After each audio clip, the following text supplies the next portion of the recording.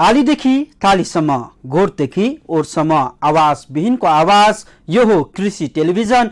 हामी छौं 24 घण्टा तपाईको साथमा। नमस्कार, म कपिल खड्का। कृषि टेलिभिजनको साप्ताहिक कार्यक्रम पोल्ट्री विशेषमा यहाँहरूलाई हार्दिक स्वागत छ। हामी यस कार्यक्रममा समग्र पोल्ट्री क्षेत्रमा भएका गतिविधि, प्रगति, समस्या र यससँग सम्बन्धित विभिन्न विषयवस्तु समेट्दै आइरहेका छौं। दर्शकवृन्द, कुखुरा पालन व्यवसाय थोरै लगानी तथा छोटो समयमा नै धेरै फाइदा लिन सक्ने व्यवसाय हो।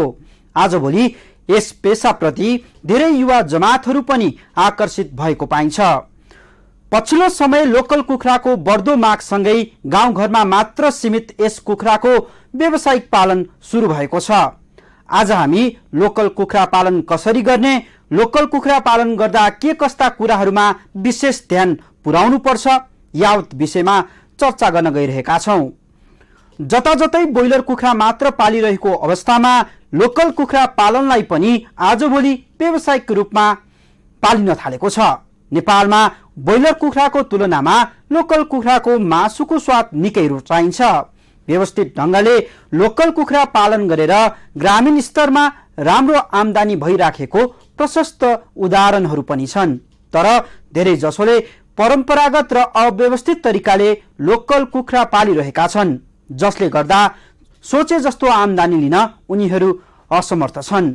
व्यवस्थित तरिकाबाट लोकल कुखुरा पालन बारे तयार पारिएको यो रिपोर्ट हेरौं।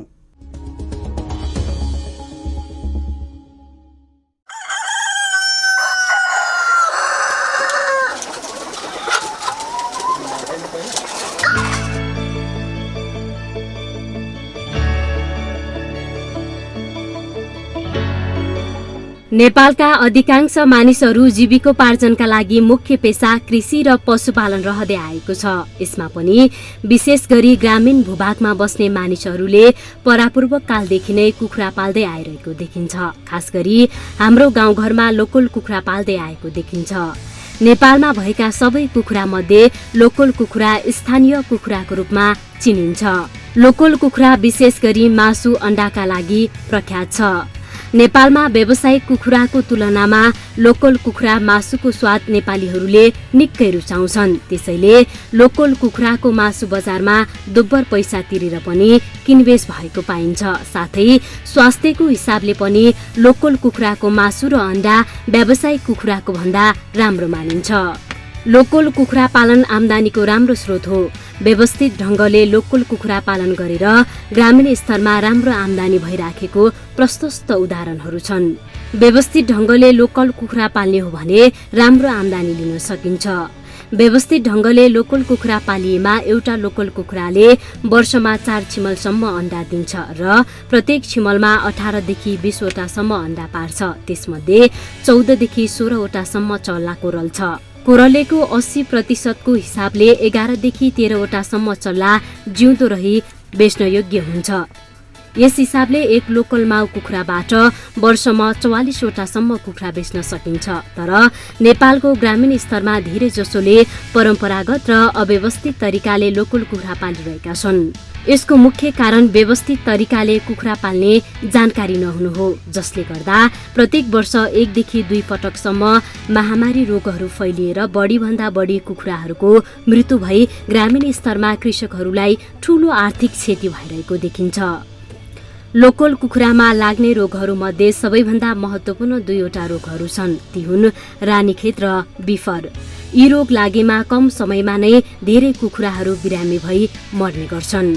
रोग लागिसकेपछि कुखुराले दाना पानी नखाने, सेतो हरियो पातलो दिशा गर्ने, घाँटी बटार्ने र 4-5 दिनमै अधिकांश कुखुराको मृत्यु हुने गर्दछ। यो रोग छिट्टै एक गाउँबाट अर्को गाउँमा फैलिन्छ। कुखुरामा लाग्ने अर्को महत्त्वपूर्ण रोग हो बिफर। यसलाई ठाउँ अनुसार टिमुरे र फाउल पक्स भनिन्छ। बिफर भएपछि कुखुराको मुख्य भित्री र बाहिरी भागहरूमा घाउ बिमिरा आउँछ, जसले गर्दा दाना खान सक्दैन। यसको अलावा आँखा, कसैको टाउको, लोती, सिउर सुन्निने र तिनीहरूमा बिमिरा आउने गर्छ। रानीखेत र बिफर दुवै रोग विषाणुबाट हुन्छन्। यी दुवै रोग लागिसकेपछि यसको उपचार सम्भव हुँदैन, तर रोग लाग्नु पूर्व नै यी रोग विरुद्धको खोप लगाएर यी रोगहरूबाट बचाउन सकिन्छ। अब कुरा गरौं लोकल कुखुराको खोर व्यवस्थापनको। हाम्रा गाउँघरमा पाइने स्थानीय बाँस, माटो, काठ, दाउरा, खरबाट कुखुरालाई कम खर्चमा राम्रो खोर बनाउन सकिन्छ। खोर बनाउँदा खोरभित्र स्वच्छ हावा, वारपार गर्ने पानीबाट बचाउने, शिकारी जीवजन्तुबाट बचाउने र घाम लाग्ने कसरी बनाउन सकिन्छ भनेर ध्यान दिनुपर्छ। अन्डा बिग्रनबाट बचाउनका लागि प्रत्येक अन्डालाई चिन्ह लगाउनु सबैभन्दा उपयुक्त हुन्छ।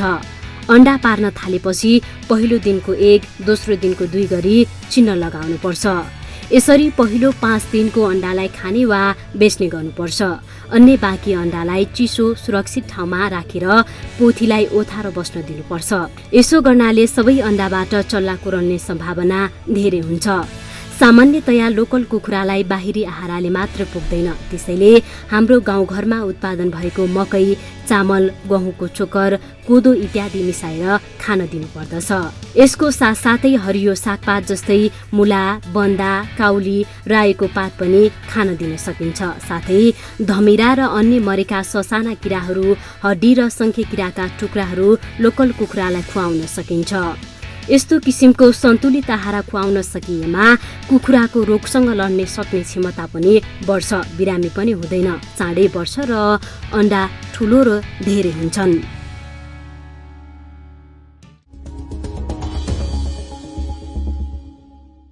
भनिन्छ नि खाने मुखलाई जुङ्गाले छेक्दैन।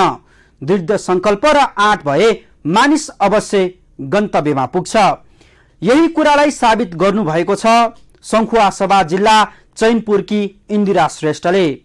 उहाँ पेसाले प्राथमिक विद्यालयमा अध्यापन गराउनुहुन्छ, तर शैक्षिक पेसामा मात्र सीमित रहन उहाँ सक्नु भएन। कृषिमा केही गर्ने सोच र संकल्पका साथ करिब 2 वर्षदेखि उहाँ लोकल कुखुरा पाल्दै आइरहनु भएको छ। लोप उन्मुख हुँदै गइरहेको लोकल प्रजातिको कुखुराको प्रवर्धनमा उहाँ जुट्नु भएको छ। त्यति मात्र कहाँ हो र, लोकल कुखुरा पालेरै वार्षिक लाखौं आम्दानी समेत गरिरहनु भएको छ। उनै महिला कृषि उद्यमीको फार्ममै पुगेर गरिएको कुराकानी अबको क्रममा।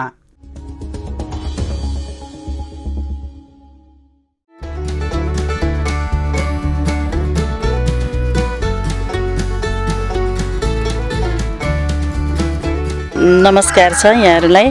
मेरो नाम इन्दिरा श्रेष्ठ हो। मेरो घर यहीँ चैनपुर नगरपालिका वडा नम्बर 7 मा पर्छ।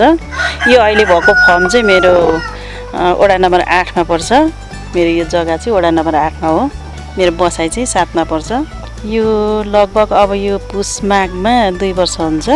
गर्दाखेरि हाम्रो आफ्नै ठाउँमा जे पनि गर्न सकिन्छ। हामीलाई जाँगर भयो भनेदेखि, हामीले मन गर्यो भने विदेश गइराख्नु पर्दैन।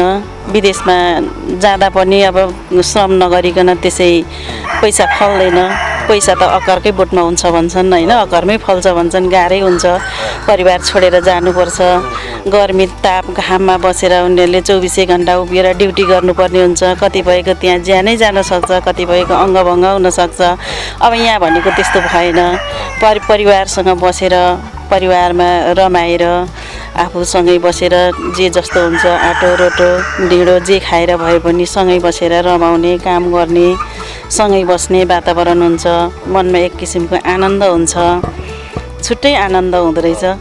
अब आउँदा दिनहरूमा पनि हामीले अरू देश विदेशमा गएर दुःख गर्नुभन्दा आफ्नै गाउँठाउँमा बसेर आफ्नो भएका जग्गा जमिन बाँझो रहेका खेतबारीहरूलाई सदुपयोग गरेर हामीले आफ्नो भएको जग्गा जमिनबाट अथवा आफ्नो भएको सानो टुक्रा बारीबाट, खेतबाट पनि हामीले आय आर्जन गरेर, यसरी कुखुरा पालन गरेर, बङ्गुर पालन गरेर, अनि यसरी तरकारी खेती गरेर, विभिन्न सागसब्जीहरू उत्पादन गरेर हामीले आफ्नो जीविका चलाउन, सहज ढङ्गले चलाउन सक्छौँ भन्ने कुरामा म आफू विश्वास दिलाउन चाहन्छु।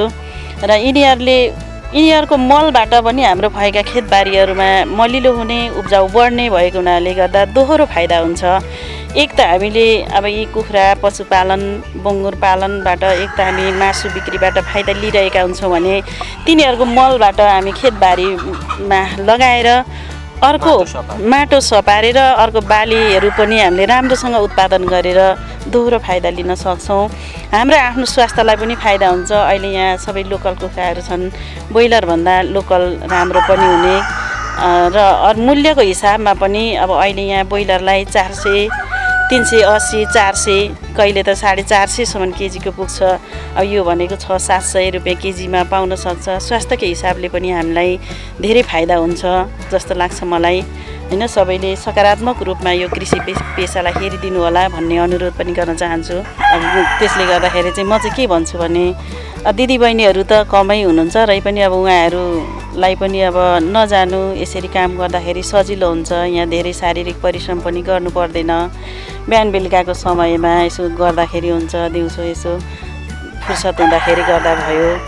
अनि दाजुभाइहरूलाई पनि अब एकैचोटि ठुलो आम्दानी खोजेर हामी जाँदाखेरि ठुलो पैसा, ठुलो रकमको लोभ लालचमा परेर पहिले नै धेरै पैसा खन्याएर 1 लाख, 2 लाख, 3 लाख पैसा खन्याएर विदेशमा गएर दुःख गरेर अनि त्यो ऋण तिर्नका लागि नै, ब्याज तिर्नका लागि नै धौधौ परिरहेको हुन्छ। 3 वर्ष 4 वर्षसम्म उनीहरूले दुःख गरेर ऋण तिर्ने लाग्छ। अनि त्यसपछि आफ्नो व्यवहार धान्न पनि गाह्रै पर्छ। अर्काले देख्दा त सजिलो देखिन्छ, तर जो उहाँ जानुहुन्छ, पसिना बगाउनुहुन्छ, उहाँहरूको लागि त धेरै कष्टकर हुन्छ। परिवारबाट छुट्टिनुपर्छ।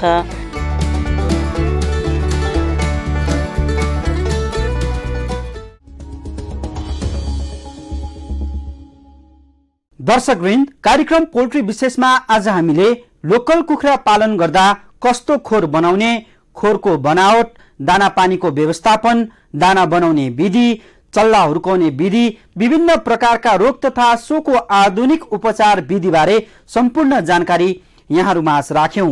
यस्तै सङ्खुवा सभा चैनपुरकी इन्दिरा श्रेष्ठसँग गरिएको कुराकानीको सम्पादित अंश पनि प्रस्तुत गर्यौं। हवस् त, पोल्ट्री विशेष आजलाई यति नै। अर्को साता नयाँ विषयवस्तु लिएर म आउने नै छु। कृषि टेलिभिजन हेर्दै रहनुहोला। जय कृषि, जय किसान, समृद्ध कृषि नेपालको शान।